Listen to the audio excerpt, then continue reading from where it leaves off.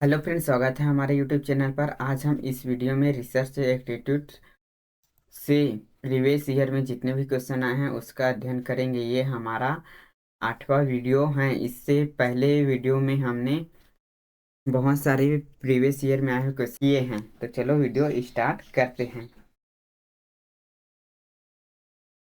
आज हम शोध प्रबंध एवं लेखन फॉर्मेट के संदर्भ शैली के बारे में, जो प्रीवियस ईयर में आए हैं क्वेश्चन, उसका अध्ययन करेंगे। प्रश्न है, साहित्य की सुव्यवस्थित समीक्षा में निम्नलिखित में से किसको अंगीकार किया गया है? तो इसमें स्पष्ट कार्य प्रणाली को अंगीकार किया गया है।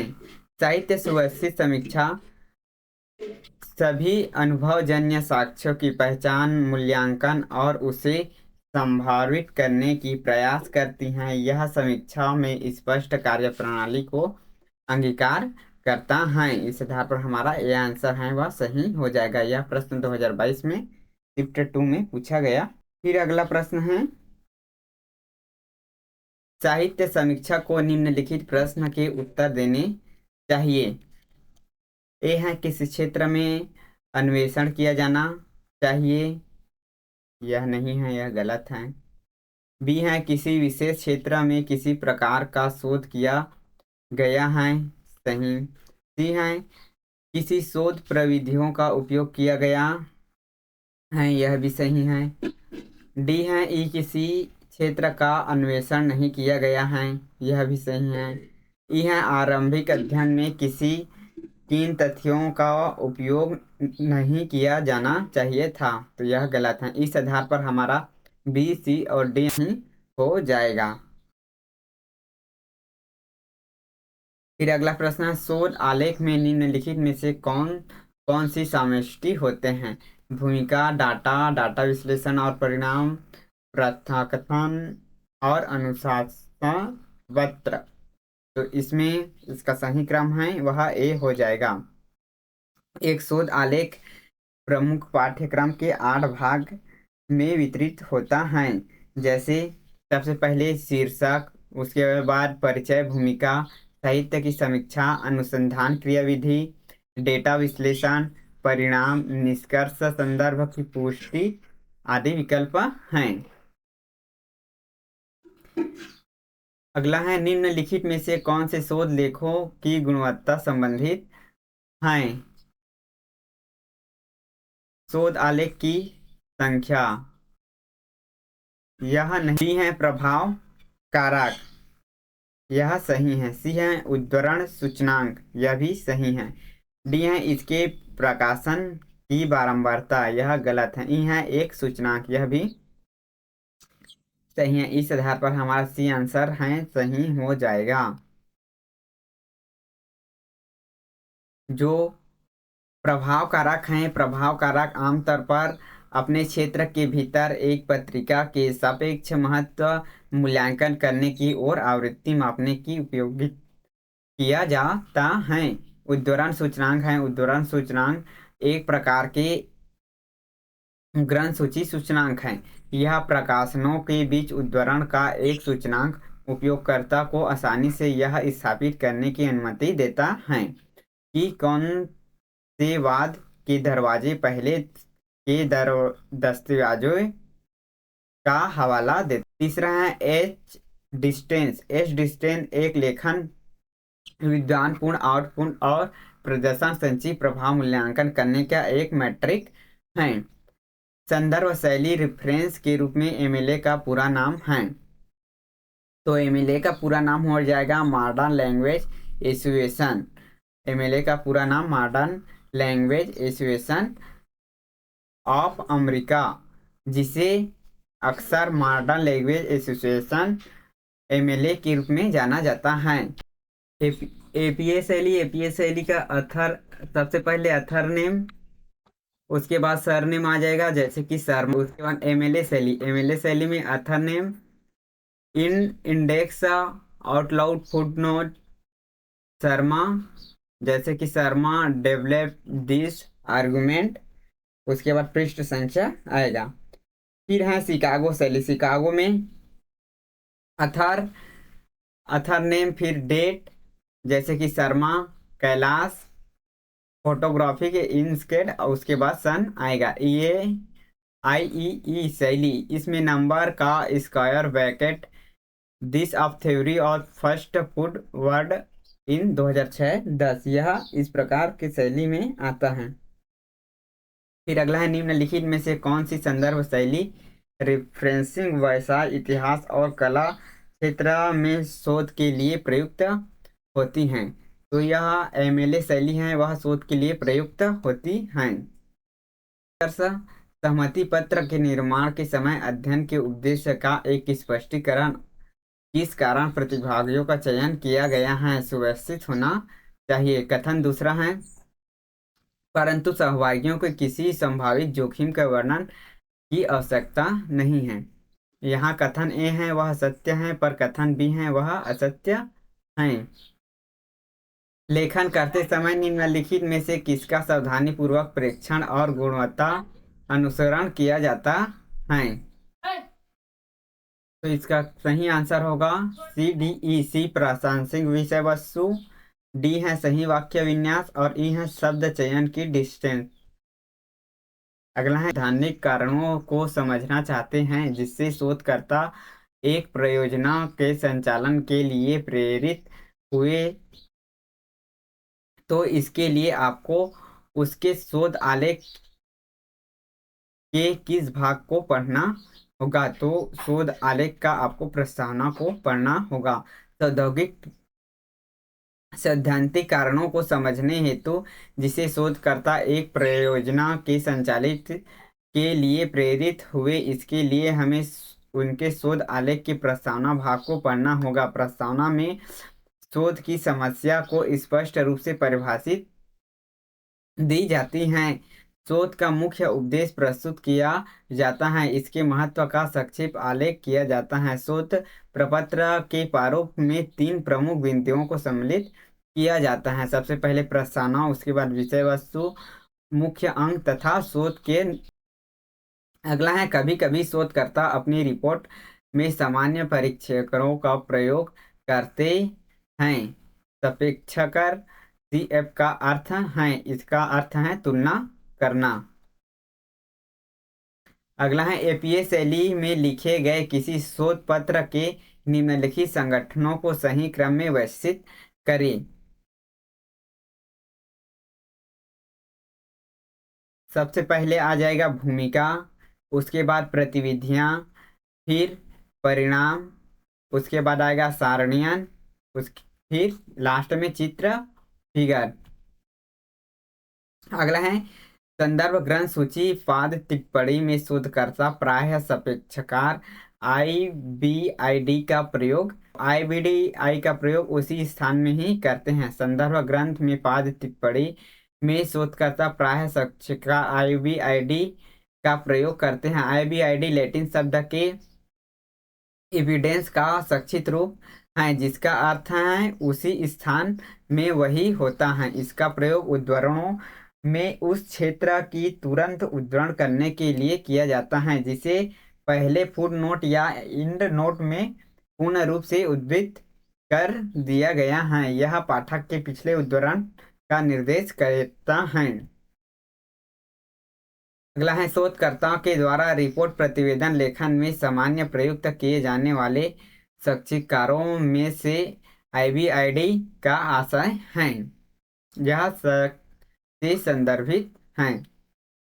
शोधकर्ता द्वारा रिपोर्ट प्रतिवेदन लेखन में सामान्य कई साक्षीकारों का प्रयोग किया जाए। इसमें VIDE वाइड भी है, जिसका आशय संदर्भित होता है। एक रिपोर्ट लिखना तथा तकनीक कार्य में, क्योंकि इसके लिए न केवल शोधकर्ता की ओर में कौशल की आवश्यकता होती है, बल्कि काफी प्रयास, धैर्य और पैठ की समस्या की समग्र दृष्टिकोण, डेटा का विश्लेषण के साथ साथ भाषा और अधिक निक्षेप फिंगर काफी विचार से हैं। एक शोध रिपोर्ट लेखन में पर्याप्त योजना की तैयारी की एक बड़ी मात्रा शामिल होती है। इसके लिए शोध रिपोर्ट की पूर्णतः शोध विचारशीलता, रचनात्मक और बुद्धिमत्ता के सौजन्य स्थापित करने के लिए जिम्मेदार ठहराया जाता है। अगला है संदर्भ ग्रंथ सूची पाद टिप्पणी के संदर्भ में कभी कभी शोधकर्ता सापेक्षकार TR का प्रयोग करता है, तो इसका प्रयोग अनुदित है। अगला है शोध आलेख का वह भाग जिसमें शोध विषय क्षेत्र का विहंगलोकन और शोध निष्कर्ष के बारे में अन्वेषण परिणाम का आलेख किया जाता है उसे कहा जाता है, तो इसको प्रस्तावना कहा जाता है। फिर है शोध लेखन या शोध प्रतिवेदन रिपोर्ट पढ़ते समय प्राय संक्षिप्तकार VIZ आता है। इसका अर्थ है नामतः अर्थात होता है।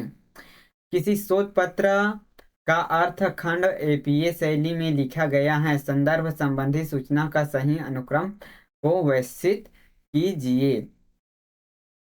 सबसे पहले लेखक का नाम आएगा, फिर प्रकाशन का वर्ष, उसके बाद पत्र का शीर्षक, उसके बाद मुख्य पृष्ठ आएगा APA शैली में। प्रकाशन के संदर्भ में SSCI का पुनः रूप है।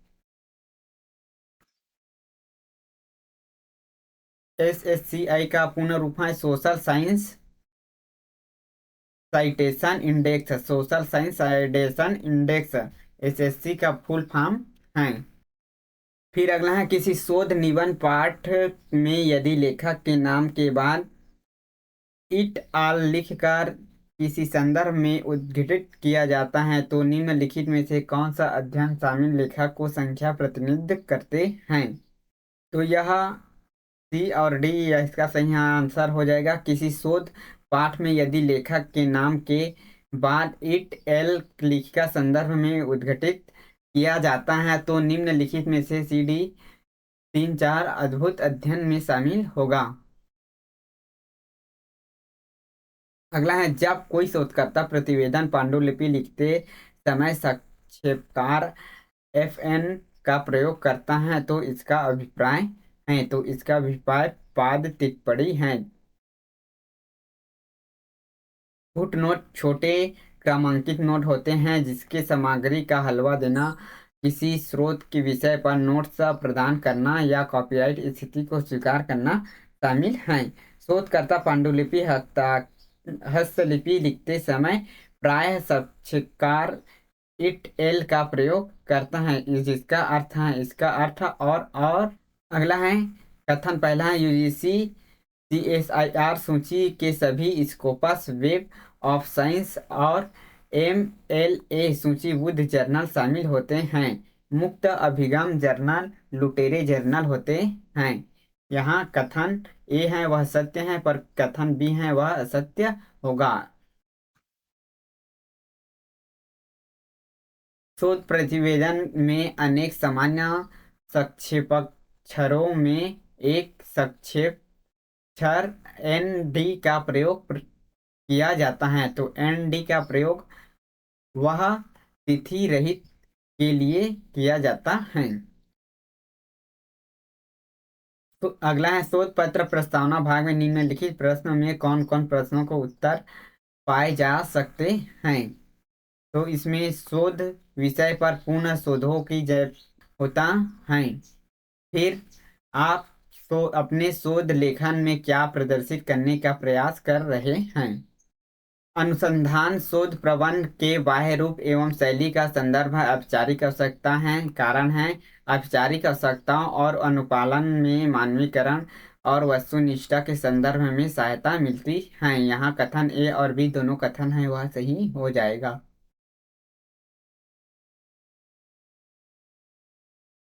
अगला है अभिकथन है शोध प्रबंध में एक विहित प्रारूप में संदर्भीकरण प्रक्रिया का अनुपालन करना पड़ता है कारण है इस प्रक्रिया में से अनुसंधान में का अनुपालन सुनिश्चित होता है। यहाँ कथन A है वह सही हो जाएगा पर कथन B है वह गलत होगा।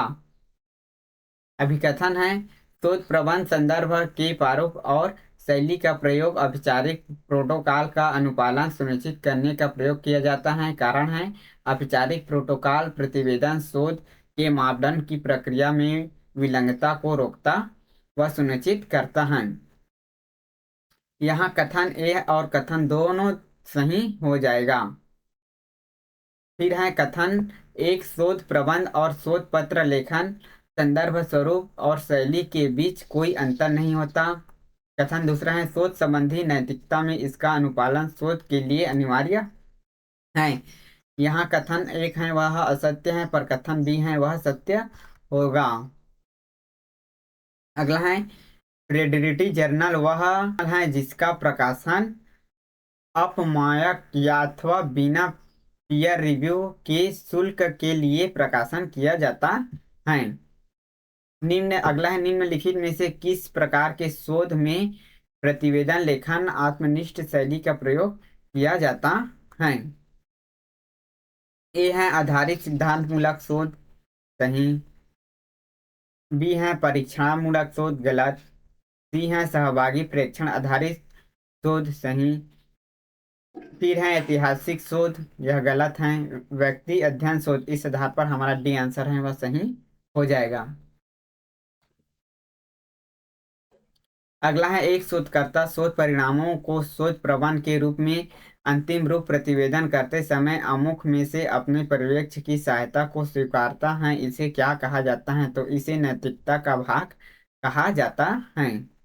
शोधकर्ता ने अपने शोध प्रबंध में प्रस्तुत करते समय प्रश्नावली का प्रक्रिया देने वाली की मदद और सहायता की प्रस्तावना स्थान नहीं दिया, इसे कहा जाएगा। तो इसे अनैतिक कृत शोध कहा जाएगा। शोध प्रबंध की नींव चार निर्धारित तत्व हैं: शोध विषय, शोध की भूमिका, शोध निर्देशन और उपलब्धि सामग्री। अगला है जब किसी शोध में संदर्भ प्रारूप शैली का समुचित तरीके से अनुपालन नहीं होता है, यह उदाहरण है, तो यह शोधार्थी की ओर से हुई तकनीक का चूक है। शोध प्रबंध के दिशा निर्देश द्वारा प्रमाण है, तो यह शोध कार्य मौलिकता का सुनिश्चित करना है। अगला है संदर्भ में निम्नलिखित में से किस उद्देश्य की पूर्ति होती है? तो यह दी गई विषय वस्तु की प्रामाणिकता को बनाना होता है। किसी शोध प्रतिवेदन में कृतिक प्रभावी परिणाम है, अनैतिक दृष्टि से भाषा दुरुपयोग उल्लेख करते हुए उनका परिणाम होता है।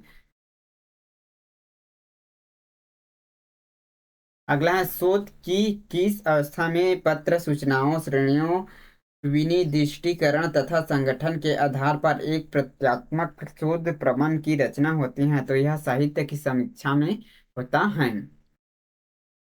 अगला है निम्नलिखित ब्रिक्स देशों के अनुसंधान पत्र के प्रकाशन संबंध घटता हुआ सही क्रम में लिखिए। सबसे पहले आ जाएगा चीन, उसके बाद भारत, फिर रूस, उसके बाद दक्षिण अफ्रीका। इस आधार से आंसर है वह सही होगा।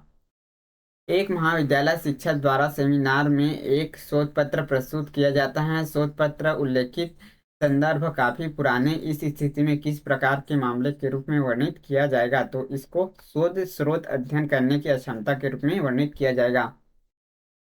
किसी शोध रिपोर्ट में शामिल होते हैं रिपोर्ट में प्रारंभिक भाग, शीर्षक, मुख्य पृष्ठ, उसके बाद विषय सूची, फिर अंतिम अध्याय शामिल होता है। साहित्य समीक्षा प्रयोजन में शामिल है, तो साहित्य समीक्षा प्रयोजन में विषय की पुष्टि को समझना, शोध प्रश्नों को प्रतिपादित करना, संगत पद्धति का पालन करना, उसके बाद है आंकड़ों स्रोत की पहचान करना। इस आधार पर सी आंसर है वह सही होगा। अगला है निम्नलिखित में से किस प्रारूप दस्तावेज के अध्ययन योजना में औपचारिक रूप से विश्वविद्यालय में एक शोध डिग्री समिति द्वारा अनुमोदित किया जाता है? तो इसे थीसिस या शोध प्रबंध द्वारा अनुमोदित किया जाता है। शोध प्रबंध में शोध लिखने की शैली में होनी चाहिए, तो इसमें भाषा का अनुप्रयोग वैज्ञानिकता होनी चाहिए। आज के लिए बस इतना ही। यदि वीडियो पसंद है तो लाइक शेयर कमेंट और सब्सक्राइब करना ना भूलें। Thank you.